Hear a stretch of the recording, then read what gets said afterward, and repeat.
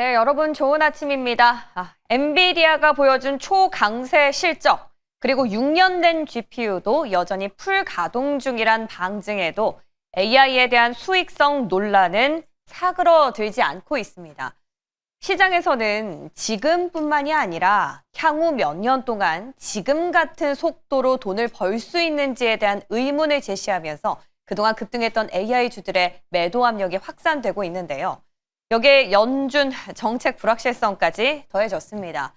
12월에 금리를 인하할 것이란 확률보다 동결될 것이란 확률이 어느새 높아졌는데 어제 저녁에 나온 9월 고용이죠. FOMC 이전 마지막 고용 지표도 시장의 방향성을 흐리게 했습니다.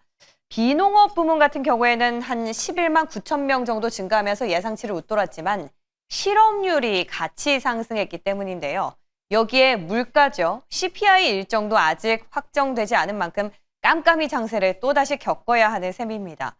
그럼에도 어제 우리 시장은 단기 과매도에 대한 인식, 엔비디아 호재 덕분에 외국인의 수급이 조금은 개선된 하루였는데 오늘은 뉴욕 증시도 일제히 하방 압력을 받았고 비트코인까지 5%가 넘게 급락하면서 또다시 위험 자산 회피 심리가 확산될 수 있겠다는 생각이 듭니다. 지금의 계절처럼 일교차가 또 급변할 수 있으니까 변동성 계속해서 주의해야겠습니다. 이제 썰전 통해서 오늘 시장 전략 세우러 가보시죠.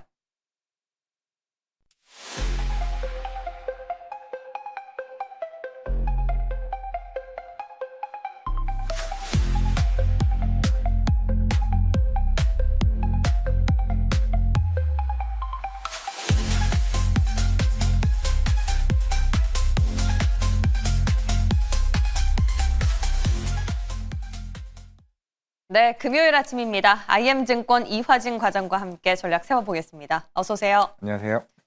한 주를 마무리하는 금요일장이잖아요. 네.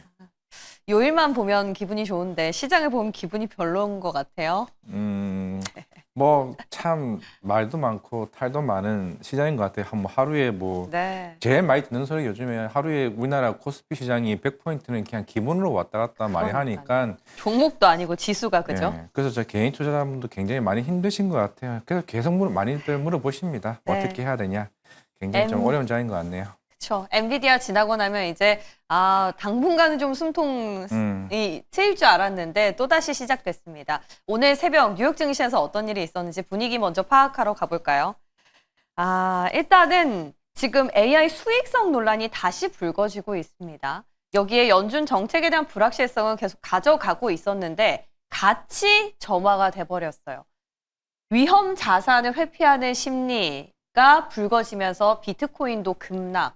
어떻게 보세요? 오늘 우리 시장 하방 압력 못 피해갈 것 같죠? 그렇죠. 지금 이제 빅스 공포 지수가 거의 7개월 만에 굉장히 좀 최고치를 좀 달성을 해왔던 만큼 그만큼 시장에 좀 공포감이 좀 올라오고 있는 상황인데 그동안 시장에서 우려되어 왔던 AI 버블 이슈 그리고 이제 FOMC와 관련된 그런 고용 보고서와 관련된 코멘트 사실 이 두 개가 한 번에 좀 시장에서 좀 노출이 좀 되지 않았나 생각을 하고 있는데 어제 또 이제 마이크 버리가 이제 또 SNS에 또 올렸었죠. 결국에는 그런 AI 버블과 관련해서 이제 실제적으로 최종 수요는 생각보다 적을 가능성이 있다라고 얘기하게 되면서 그런 이제 시장 AI 쪽에 대한 수요가 생각보다 크지 않을 거라고 얘기를 해왔습니다. 물론 이게 한 사람의 이제 그런 말들이 계속 좀 시장의 투심을 자꾸 건드리는 것 같습니다. 그게 대단한 영향력이에요. 그렇죠. 워낙 이제 예전에 이제 서프라임 때 그런 영향을 좀 보여왔던 좀 인물이기 때문에 좀 그런 영향이 좀 있지 않았나 생각을 하고 있고 결국에는 어제 이제 고용 보고서가 사실 9월 달께 나왔잖아요. 물론 이제 조금 지난 자료이긴 하겠지만은 사실 실업률이 좀 굉장히 중요합니다. 근데 실업률이 4.4%까지 올라오게 되면서 맞아요. 시장은 좀 금리 인하 쪽으로 조금 살짝 기울었는데 대신에 신규 고용자 수가 11만으로 올라갔어요. 이제 올라오게 되면서 사실 아직까지는 이 고용 데이터를 좀 더 봐야 되는데 대신에 11월 고용 보고서가 12월 한 16일인가 17일쯤이에요. 그러니까 FOMC 지나고 나서 나오는 거죠. 그러면 결국에는 연준 인사들에 대한 사실 코멘트가 좀 굉장히 중요한데 어제 이제 리사쿡 같은 경우도 연준 인사 예전에 트럼프 대통령이 예. 해임하려고 했던 연준 이사죠. 이분이 또 금융 자산과 관련된 하락 가능성, 고평가된 자산들이 하락할 가능성을 사실 언급하게 되면서 뭐 레이 달리오나 이런 그 코멘트 자체가 좀 시장의 이렇게 분위기를 약간 좀 안 좋게 만드는 좀 흐름이 조금 어제 좀 시장의 변동성을 좀 확대시키지 않았나 생각하고 있습니다. 근데 사실 금리가 동결될 거라는 얘기는 새로운 건 아니지 않습니까? 네. 근데 막 수익성 논란이랑 같이 엎어져가지고 지금 압력을 좀 세게 받은 것 같거든요. 오늘 우리 시장은 빠진다면 기회일까요? 일단은 뭐 특히 이게 이틀 전에 이창용 한국운輸청도 얘기를 해왔지만은 사실 그런 AI 인프라 관련해서 SK 하이닉스나 네. 삼성전자에 대한 수익성에는 사실 큰 영향은 별로 없을 겁니다. 그렇죠. 여기는 왜냐면은 엔비디아랑 엮여 그쵸. 있으니까. 대신에 이제 나중에 예. 이제 그게 문제가 되는 거는 주문이 들어와요. 우리는 생산을 해요. 예. 나중에 이제 그 빅테크 업체들이 그만큼 주문을 안 넣을 수도 있다는 거죠. 재고가 생긴다는 거죠. 아, 돈이 안 나오니까. 그리고 또 못 시장에서 팔게 얘기하는 되고. 거는 너네 이 비용 어떻게 또 감당을 할 거냐. 그렇죠. 이게 우려인 거죠. 이제 여러 빅테크 업체들이 엔비디아한테 네. 주문을 넣어놨는데 자금을 아직 감당을 없어서. 못해요. 그러면 그게 다 재고가 생기게 되고 그게 나중에 시장에 우려가 좀 생길 수가 있을 것 같은데 아직까지는 최근에 뭐 HBM뿐만 아니라 번역 메모리까지 올라가고 있는 좀 측면이라서 네. 국내 반도체 시장은 전 제가 봤을 때는 아직까지는 빠질 때는 좀 매수 기회는 맞다고 생각하고 있습니다. 국내 반도체 이제 국한된 의견인데요. 어제 보니까 삼성전자가 낸드 라인까지도 디램 쪽으로 네. 전환을 하겠다라고 밝혔는데 지금 디램도 좋지만 사실 낸드 가격도 따라잡고 있잖아요. 네. 이런 상황에서 이쪽으로 전환한다. 이것 때문에 삼성전자 오르고 닉스는 빠졌다. 뭐 이게 해석이 됩니까? 그렇죠. 이게 3분기 실적 발표를 하게 되면서 물론 이번에 디램 점유율이 이게 다시 또 삼성전자가 네. 하이닉스 따라잡았다 얘기를 하더라고요. 원래 2분기 때는 38%였고 삼성전자가 34%였습니다. 하이닉스가 38%죠. 이번 3분기 같은 경우는 34.8% 삼성전자가 다시 이제 또 하이닉스를 따라잡았다고 얘기를 하는데 결국 네. 이게 본용 메모리 쪽에 대한 이게 점유율이죠. 원래 SK 하이닉스는 올해 1분기 때도 이제 컨퍼런스 얘기를 해왔듯이 올해 목표는 HBM이 전체 디램 매출의 50% 이상 목표를 달성하는 겁니다. 달성했습니다. 근데 대신에 이제 삼성전자 같은 경우는 거의 85에서 88%가 거의 본용 메모리예요. 그러니까 HBM 자체가 한 10에서 12%밖에 되지 않습니다.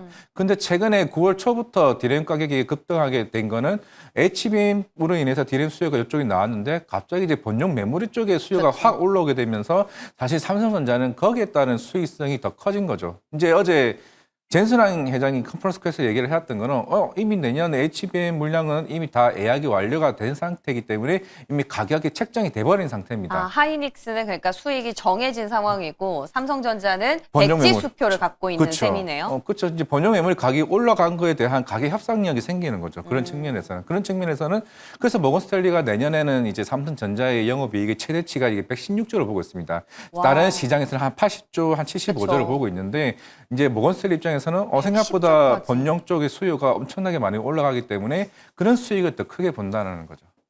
그러면 과장님도 이 주가 흐름에 좀 동의하세요? 삼성은 오르고 SK 하이닉스는 약간은 소강 일단은 상태. 확실히 번영 메모리 쪽 수요는 예. 꺾이진 않을 것 같아요. 최근에 어. 디램 가격이 계속 꾸준히 좀 올라가고 있다는 상황이고 워낙 이제 AI 버블 때문에 사실 HBM 가격이 올라와서 어쩔 수 없이 그러다 보니까 네. 어제 SK 하이닉스도 이제 공장 라인 이제 전환 얘기도 나오고 있고 삼성전자도 이제 P4 이제 평택이나 저쪽 공장을 조금 네. 전환할 가능성이 좀 있다라고 보게 되면 결국에는 이게 바뀌어도 그 27년, 28년입니다. 결국 내년까지는 적어도 일단은 업사이클 자체는 계속 좀 올라갈 가능성이 좀 있는 상황이기 때문에 네. 오히려 삼성전자 이쪽 관련해서는 오늘 좀 반도체 소부장 쪽이 좀 움직이지 않을까. 물론 이제 오늘 이제 미국 시장이 좀 영향 좀 받긴 하겠지만은 그렇죠. 긴 흐름에서는 일단은 장비주들은 새로운 수주에 대한 모멘텀을 좀 받을 수 있다고 생각하고 있습니다. 그렇죠. 그러니까 지금 수주 사이클에 접어들었잖아요. 그러니까 네. AI 붐이 확장 국면에 접어들었다라는 분석이 어제 많았거든요. 그러면 장비를 주문할 거고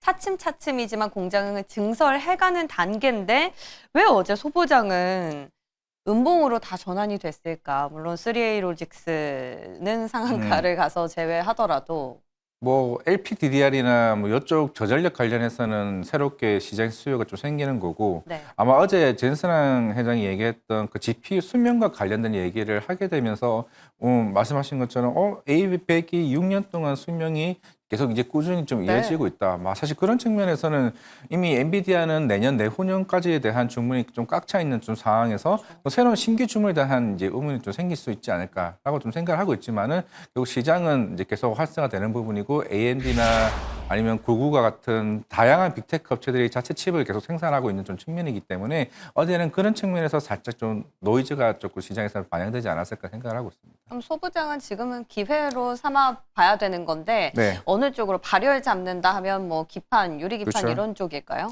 기판 쪽도 결국에는 지금 대다수의 이제 GPU들이 병렬 형식으로 해서 퍼포먼스를 계속 올려야 되는 좀 상황이기 때문에 이쪽 수요는 더 커질 겁니다. 더 커지는 상황일 수밖에 없는 좀 상황이고 대다수의 지금 삼성전자나 마이크론, SK하이닉스 같은 경우는 보통 연말에 수주를 하고 그리고 그래서 보통 소부장들이 1분기, 2분기 때 실적이 좋아요. 지금 이제 수주를 받아야 이제 리드 타임이 한 5, 6개월 정도 나오는 측면이 좀 있는 상황이기 때문에 지금 11월, 12월 달이 한창 장비 수주를 좀 받는 시기고 최근에 이제 그런 팩 공장 증설에 따른 효과가 더 많은 물량들이 주문이 좀 들어갈 가능성이 좀 있다는 거죠. 뭐 어떤 기업을 과장님은 노정이나 식각 쪽으로 해서 최근에 테스나 유진테크, 이오테크닉스, 모닝 IPS 제가 또 삼성전자 향 쪽으로 좀 보는 게 좀 맞지 않나 생각하고 있습니다.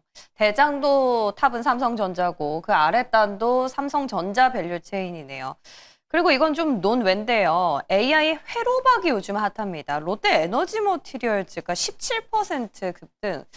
근데 우리가 동박 생산하는 기업들 꽤 있잖아요. 네. SKC 물론 이제 유리 기판의 색깔이 좀 강하긴 하지만 이쪽은 유일한 기업입니까? 그렇다면 급등이 지속될 터이고 만약에 이게 유일무이한 기업이 아니라면 이 확장 가능성을 좀 체크해봐도 괜찮을 것 같은데. 이게 최근에 이제 AI 전력량에 대한 이슈가 이제 부각이 되면서 롯데 에너지 머티리얼스는 기존에 전기차 쪽에 이제 비중이 컸던 이제 동박 이제 회사였죠. 그렇죠. 이전에 이제 다른 회사 아마 인수했을 겁니다. 지금 이름이 생각이 안 나는데 그 원래 동박 회사를 인수하게 되면서 사실 업황 자체가 안 좋은 상황에서 이제 계속 상장되면서 시장에서 좀 분위기가 좀 나오긴 했었는데 결국에는 이게 이제 기존에 우리가 아까 얘기했던 AI 쪽에 대한 ESS 쪽 여기에 대한 이제 동박 수요가 시장에서 기대가 올라오게 되면서 최근에 LG 엔솔처럼 LNF처럼 결국에는 AI에 대한 그 흐름에 조금 타지 않았을까라 좀 생각을 하고 있기 때문에 사실상 어떻게 보면은 우리가 소외된 종목에서 좀 발견됐던 좀 종목이라서 최근에 주가가 좀 변동성이 굉장히 컸기 때문에 저는 개인적으로 따라가는 흐름이라기보다는 오히려 아까 말씀드렸던 그 펩 증서에 대한 그런 사이클에 대한 변화 이쪽으로 접근하는 쪽이 오히려 좀 안정된 흐름을 좀 볼 수 있는 상황이라 생각하고 있습니다. 결국에 삼성전자와 그 향 밸류 체인이네요. 앞서 종목에 대한 힌트는 얻어드렸으니까 한번 체크해 보시고요. 자, 이제 다음 주제 넘어가 보겠습니다. 바이오입니다. 저는 어제 펩트론 보면서 제가 모르는 일라이릴리와의 계약이 나온 줄 알았어요. 근데 나온 것 치고 상승이 14%. 신고가긴 한데 좀 약하다. 도대체 무슨 일이 있었을까? 보니까 추정이 아니라 확신의 시나리오가 기관, 운용사 쪽에 좀 돌았다라는 얘기가 있더라고요. 보유하신 분들은 들고 가면 되겠죠? 제가 여의도에서 항상 제약바이오 애널 분들과 얘기를 하게 되면 이게 사실상 2, 3년 전에 모 증권사 이제 그 IR을 하게 되면서 그때도 사실 일라일리 얘기가 계속 꾸준히 나왔습니다. 그러면 그때 가격이 한 8,000원, 7,000원대예요. 그러면 지금 48만 원이 왔는데 이거 그러면 기술 이전하게 됐을 때 주가에 반영된 거 아니냐라는 항상 저는 질문들을 굉장히 많이 던지게 되면 그래서요.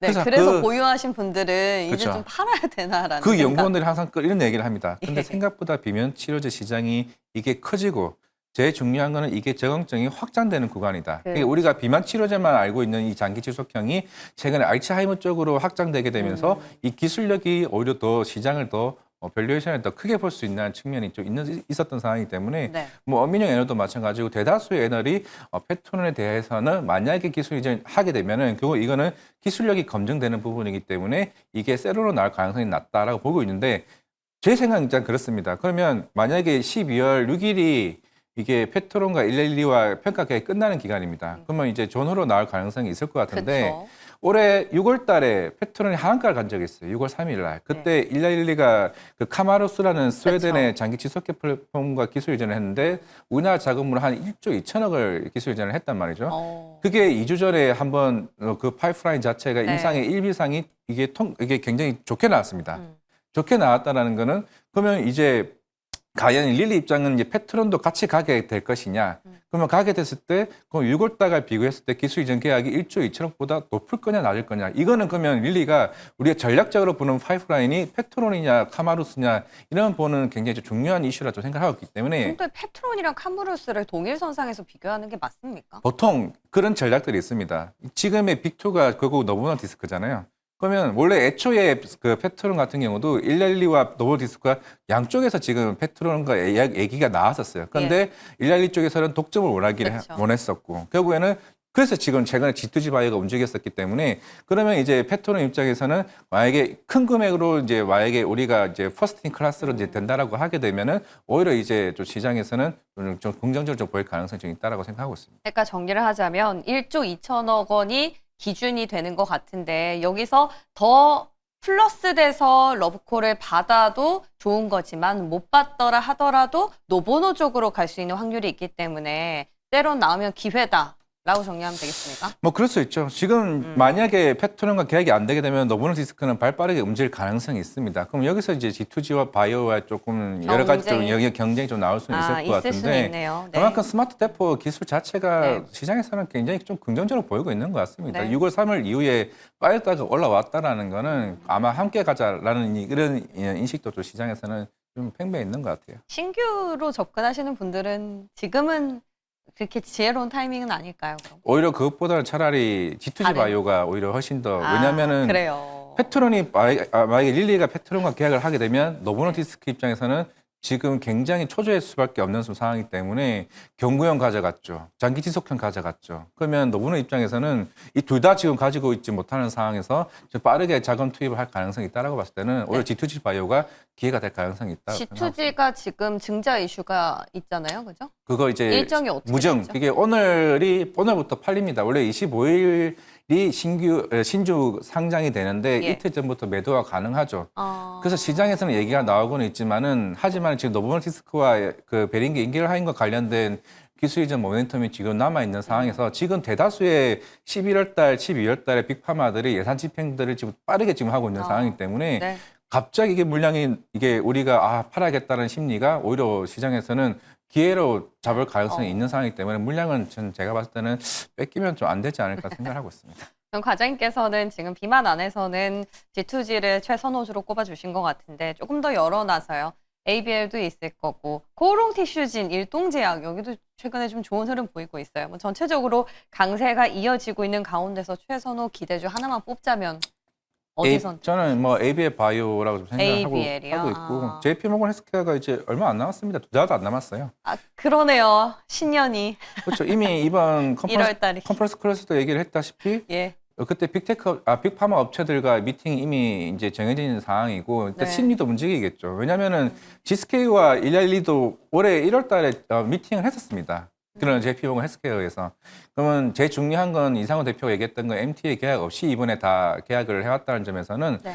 본계약에 대한 기대감이 생각보다 좀 빨리 올라올 가능성이 있다라고 봤을 때는 ABL 바이오는 조금 충분히 좀 상방에 대한 여력이 계속 꾸준히 있을 가능성이 있다 생각하고 있습니다. 다음 빅파마는 어딘가요? 로슈로 추정이 되나요? 아니요, 저는 이제 화이자일 수도 있고 로시일 가능성이 좀 있다라고 보이고 있는데 화이자도. 최근에 릴리가 지금 1,400조 정도 시가총이 됩니다. 그러면서 한 60조 매출이 나오고 있는데 우리가 비만 치료제가 아닌 CNS 중추신경계 쪽으로 글로벌 1위 회사가 릴리거든요. 그러면 그 회사의 선택을 받았다는 것 자체가 여러 빅파마 업체들에게는 굉장히 이제 크게 좀 보일 레퍼런스죠. 가능성이 있고 예. 그는 알츠하이머 쪽이나 봤을 때는 이번 ABL 바이오는 신규 기존에 있는 하나의 파이프라인이 아니라 플랫폼을 계약을 한 겁니다. 네. 그런 점에서는 아마 빠르게 적응증이나, 좀 계약할 가능성이 조금 있다라 생각하고 있습니다. 네, 좋습니다. 바이오 안에서 최선호주와 또 차선책까지 저희 다 꼼꼼하게 이제 돌달 두드려 봤고요.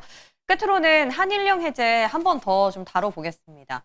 이게 소강 상태에 들어갈 줄 알았는데 멈출 네. 기세를 보이고 있지 않네요. 어제도 저희가 얘기를 나눠봤지만 실제로 국제 정세에서 마무리가 될 확률이 좀 적더라도 시장에 반영되는 그 강세 기조는 약간은 보수적으로 볼 필요가 있다라는 의견을 들었거든요. 근데 화장품이 어제 그나마 실적까지 반영될 가능성이 있다라고 저희 정리를 하고 마쳤는데 진짜 수입이 실제로 금지가 될 수도 있겠어요. 네, 물론 이게 강군제 때 리스트를 보게 되면 이게 중국의 로컬 코스메틱인 프로야가 압도적으로 1위긴 합니다. 중국에 굉장히 좀 대중성 있는 이제 화장품 이제 라인업인데 그 이유는 보통 로레알이나 아니면 에스티로더나 이런 회사들이 뭐 있고 간간히 뭐 시세이도나 이제 그런 뭐 모델들이 좀 나오고 있지만은 대표적인 일본 브랜드가 시세이도와 SK2죠.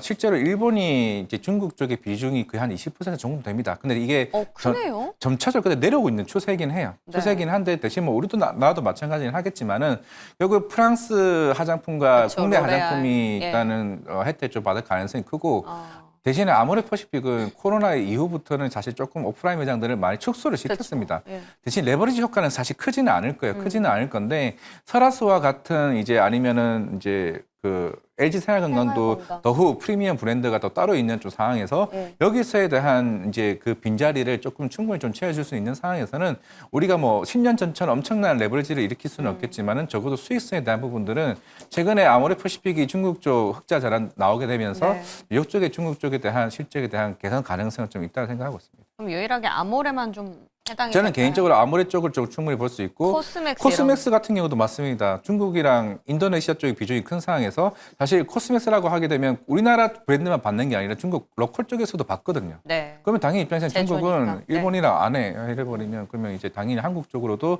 조금 확실히 수익성은 좀 커질 수 있다는 측면에서는 좀 긍정적으로 볼 필요는 있다 생각하고 있습니다. 그러니까 중국이 일본 화장품을 금지한다고 해서 그 수요가 우리 화장품 수요로 이어질까에 대해서 물음표가 떴었거든요. 그러니까 전체적으로 화장품을 다 같이 보는 게 아니라 아모레, 코스맥스 이런 옥석 가리기가 좀 필요하다라는 진단입니다. 자, 이게 중일 갈등이 장기화되면서 실제 실적까지 이어볼 만한 섹터. 어제는 화장품으로 해서 오늘까지 이어지고 있는데요. 그 밖에 뭐 카지노도 괜찮은 것 같고요. 그리고 유통이 오늘 새벽에 또 월마트 실적이 잘 나와서요. 뭐 이런 얘기까지는 아니지만 좀 궁금하기도 하고요. 롯데관광개발은 지금 네. 한 객실이 한 1,600석 정도가 됩니다. 사실 4분기가 원래 좀 비성수이기도 해요. 네. 추우니까 안 오겠죠. 그런 측면에서는 최근에 이제 중국이 일본 쪽에 갈렸던 이제 이 흐름들이 만약에 객실 단가에 대한 상승 효과를 충분히 좀 노릴 수 있는 상황에서 최근에 카지노 쪽이 사실 꾸준히 좀 성장을 해왔거든요. 네. 제가 기억하기로 2분기 때 한 350억, 3분기 때 한 500억까지 계속 올라왔습니다. 실적이 계속 꾸준히 좀 상승세로 있는 상황에서 2분기 때 단기 순이익이 흑자 전환을 했단 말이죠. 그러면 실적에 대한 우위를 계속 꾸준히 점한다라고 하게 되면 롯데 관광개발이나 최근에 어제 카지노도 이제 GSK이나 이제 파라다이스가 좀 급등을 좀 해왔던 만큼 네. 이쪽에 대한 기대감은 제가 볼 때는 화장품과 카지노가 좀 고스란히 좀 가져갈 가능성이 좀 있다 생각하고 네. 있습니다. 파라다이스도 후발주자로 잘 올라오고 있고 강원랜드랑 GKL은 조금 아랫단에 있는데 한번 지켜보시기 바랍니다. 자, 이렇게 해서 오늘 여러 가지 얘기를 나눠봤는데요. 과장님 오늘 시장에서 한 발 쏘신다면 어디에 반역을 맞추시겠습니까? 저는 이제 우리나라는 환율 쪽을 좀 봐야 될 것 같은데 다음 주 이제 금통위가 열리죠. 이제 사실 동결될 가능성은 굉장히 좀 그럴 크다고 것 생각하고 같아요. 있습니다. 네. 확실히 최근에 우리나라도 인플레이션이 좀 올라오고 있는 좀 상황에서 이착륙 항공업체는 굉장히 좀 부담을 좀 가지고 있는 측면에서 네. 이제 금리 동결이 되게 됐을 때 과연 우리나라 이제 외환 쪽에 대한 뭐 구두 개입이나 이런 흐름들이 뭐 오늘도 지금 1,470원까지 지금 왔다 갔다 하고 있는데 여기에 대한 조금 정책적인 방향성이 좀 우리나라 증시를 조금 버팀목이 좀 될 수 있는 부분이 되지 않을까? 라고 생각하고 있습니다. 환율 매크로 좀 지켜보고 어디에 뭔가 포지션을 취할 때는 아니다라는 거죠. 네, 알겠습니다. 오늘 모처럼 좀 무거운 금요일장이 될 것 같다라는 느낌적인 느낌입니다. 오늘 도움 말씀 주신 이화진 과장 여기서 인사드릴게요. 고맙습니다. 네, 감사합니다.